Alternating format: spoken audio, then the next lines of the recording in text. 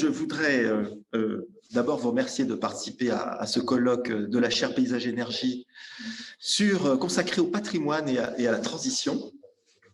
C'est un sujet éminemment important, délicat et complexe.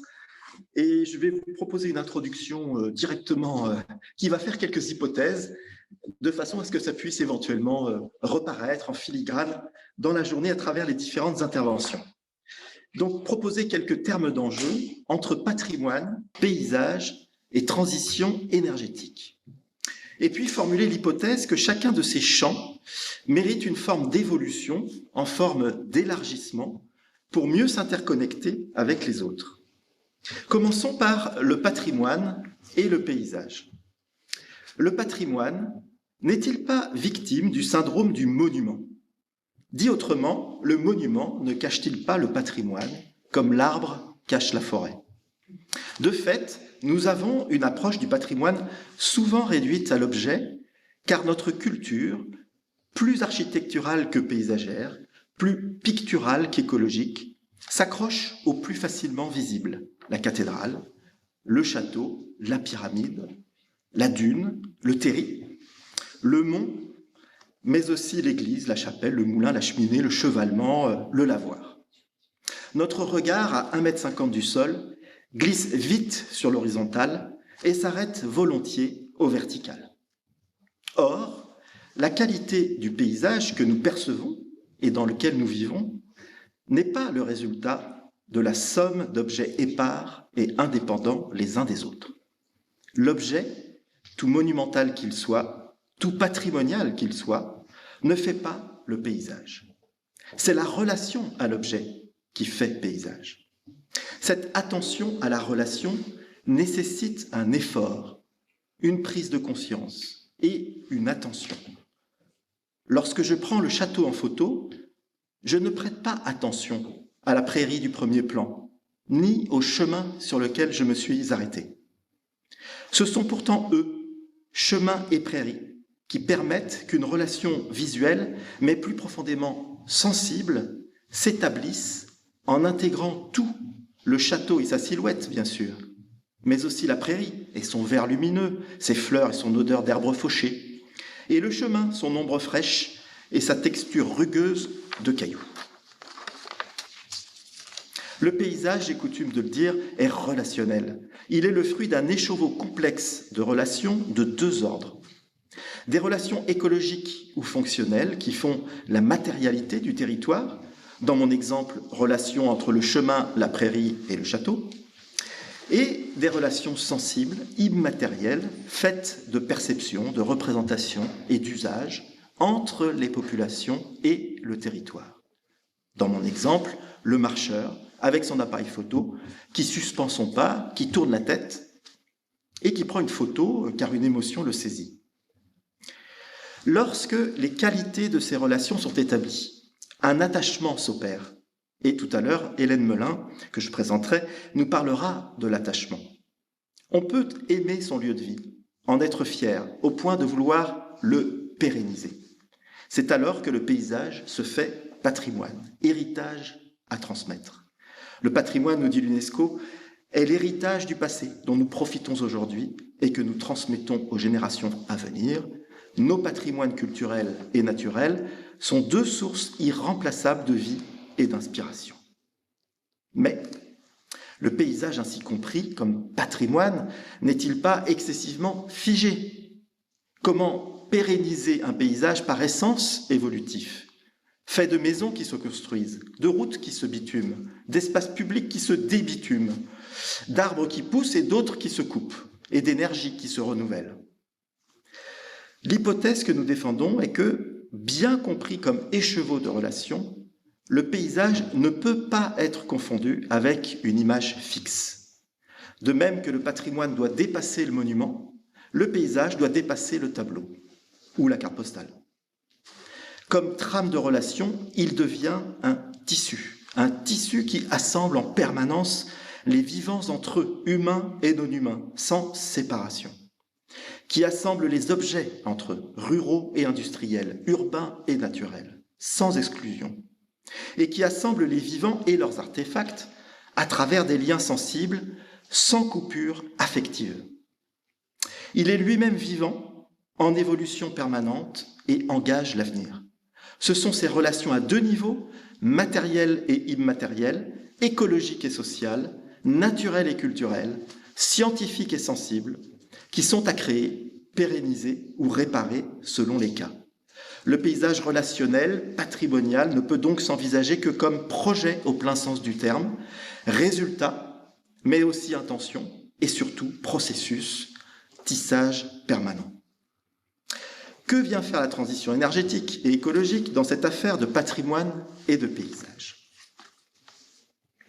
Les énergies fossiles, charbon, pétrole, gaz ou uranium, ont apporté un confort de vie si extraordinaire que nous en sommes devenus accros, dépendants comme un drogué à sa substance illicite. Leur consommation massive, on le sait aujourd'hui, libère tant de gaz à effet de serre dans l'atmosphère qu'elle provoque un dérèglement du climat avec les cascades de conséquences très graves qui y sont liées, on les connaît, événements climatiques extrêmes, destructeurs et meurtriers, sécheresse, canicule, érosion des sols, érosion du vivant, écroulement de montagnes, submersion marine, inondations, migration de population, conflits. Mais les énergies fossiles sont également très largement responsables d'un autre dérèglement, le dérèglement du paysage en Europe et en France. Je ne parle pas tellement du charbon et de la vapeur, de la première révolution industrielle, qui ont bouleversé en 200 ans certains pans de territoire. Ces bouleversements, pour spectaculaires qu'ils soient, sont restés plutôt circonscrits à des bassins de production, eux-mêmes liés à des veines de charbon. Nous parlerons à plusieurs reprises du bassin minier du Nord et du Pas-de-Calais dans notre journée, en ce qu'il constitue aujourd'hui un paysage énergétique spectaculairement patrimonialisé. Hélène Melin, Michel Desvignes, je pense, Sylvain Allemand peut-être aussi, nous éclaireront sur ce sujet. Je parle plutôt de la seconde révolution industrielle, celle du pétrole, du gaz et de l'électricité. Celle-ci a totalement révolutionné les transports et les déplacements, les infrastructures, les villes et les villages, l'agriculture. Elle a démultiplié la mondialisation. Sous la puissance de ces énergies, nos cadres de vie, nos modes de vie, habitat, déplacement, travail, loisirs, alimentation, ont littéralement explosé. Maisons individuelles, centres commerciaux, routes et autoroutes, étalement urbain, consommation foncière, standardisation, banalisation, individualisme, affaiblissement de l'espace public et du lien social, agro-industrie, artificialisation, fragmentation, pollution et disparition du vivant. Cette seconde révolution industrielle, ajoutée à la première, car on n'a jamais consommé autant de charbon à l'échelle mondiale qu'aujourd'hui, s'est engagée entre les deux guerres aux États-Unis, a gagné l'Europe depuis 70 ans et s'étend au monde. 70 ans, ce n'est strictement rien comparé à l'âge de nos paysages. Nos paysages sont en lien avec une géologie qui peut avoir plusieurs centaines de millions d'années. Ils mettent en jeu le vivant, dont l'évolution, les interrelations entre les espèces, avec le milieu, les sols, le climat, se comptent en milliards d'années. Ils sont façonnés par les hommes depuis la maîtrise du feu, il y a plusieurs centaines de milliers d'années, et bien plus encore depuis l'invention de l'agriculture, il y a 10 000 ans.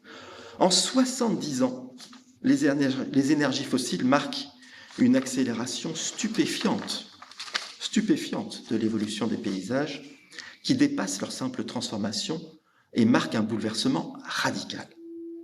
Dès lors que ces énergies fossiles sont à réduire et à remplacer, c'est la définition même de la transition énergétique. Comment la sobriété, l'efficacité et les énergies renouvelables peuvent-elles être réparatrices de ces paysages bouleversés? On voit bien qu'il ne s'agit pas de protéger les paysages contre la transition, mais au contraire de réparer les paysages par la transition, avec la transition. Ce n'est pas seulement le paysage comme levier de la transition qu'il faut promouvoir, ce que nous faisons à travers les activités de la chaire Paysage Énergie ou ce que font des associations comme le collectif PAP, Paysage de l'après-pétrole. C'est aussi l'inverse, la transition comme levier de paysage. Comment inventer ou réinventer nos paysages à la faveur de la transition? Comment mettre les opérateurs de la transition énergétique et écologique en situation d'être des opérateurs, des réparateurs de paysages. Il y a là une responsabilité des entreprises, car cela va bien au-delà de l'action d'équiper un territoire, de poser des objets, méthaniseurs ou éoliennes, panneaux photovoltaïques ou postes électriques. Il s'agit, on l'a compris, d'être créateur de relations au double sens du terme évoqué ci-dessus, matériel et immatériel, effectives et affectives. Il y a aussi une grande responsabilité de la puissance publique, régulatrice, organisatrice, fédératrice, pour que ces conditions soient réunies. Une responsabilité qui va bien au-delà des seules questions financières et quantitatives à travers des prix de rachat garantis ou des objectifs de production. Ainsi, les trois concepts qui nous intéressent aujourd'hui doivent évoluer. Le patrimoine doit dépasser le monument, le paysage doit dépasser le tableau et la transition doit dépasser l'équipement. Je pose l'hypothèse introductive que c'est à ces conditions que nous pourrons échapper aux caricaturales oppositions vécues entre éoliennes et paysages, entre panneaux photovoltaïques et jeux de toiture, entre isolation et architecture, entre arbres d'ombrage et perspectives urbaines, entre accessibilité et qualité de visite des sites culturels et naturels, entre continuité écologique des cours d'eau et ouvrages hydrauliques. Voilà, alors pour alimenter nos réflexions, nous avons le plaisir aujourd'hui d'accueillir de nombreux intervenants. Il nous faut cependant excuser le ministère de la Culture, absent regretté, un peu voyant dans notre colloque, que nous n'avons pas réussi à mobiliser. Mais je ne doute pas que des représentants de la culture sont inscrits, nous écoutent et pourront intervenir, témoigner ou poser des questions, bien sûr. Voilà, alors ce matin, nous avons des intervenants qui vont plutôt nous proposer une approche réflexive sur la question du patrimoine et de la transition. Et puis, cet après-midi, nous aurons des intervenants qui seront davantage dans l'opérationnel et le prospectif à travers des témoignages, notamment de paysagistes.